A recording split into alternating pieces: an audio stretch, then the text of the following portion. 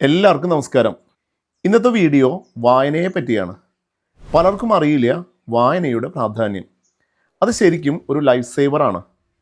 ഞാൻ സത്യത്തിൽ ജീവിതത്തിലേക്ക് തിരിച്ചു വന്നത് വായനയിലൂടെയാണ്.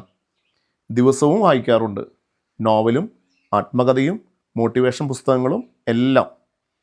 എൻ്റെ ഇഷ്ടപുസ്തകം റോബിൻ ശർമ്മയുടെ 5 AM ക്ലബ്ബാണ്.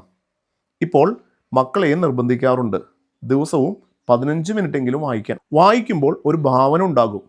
അതിലൂടെ ബ്രെയിനെ സ്റ്റിമുലേറ്റ് ചെയ്യാൻ സാധിക്കും. മെമ്മറി വർദ്ധിക്കും. വൊക്കാബുലറി കൂടി നന്നായി സംസാരിക്കാനും എഴുതാനും സാധിക്കും.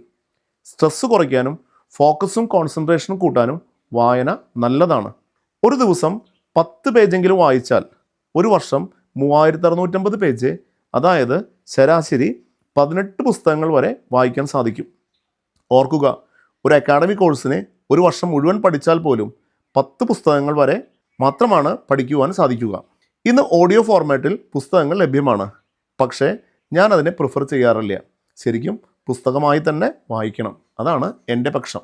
Alchemist, you can win, power of sub conscious mind, manifestation, atomic habits, ഇതൊക്കെ ഞാൻ നിങ്ങൾക്കായി റെക്കമെൻഡ് ചെയ്യുന്ന പുസ്തകങ്ങളാണ്. നമ്മുടെ സ്കില്ല് വർദ്ധിക്കാൻ വായനയേക്കാൾ നല്ല മാർഗ്ഗമില്ല. അതുകൊണ്ട് വായന ശീലമാക്കുക. മാജിക് റിസൾട്ട് കാണാൻ സാധിക്കും. Thank you.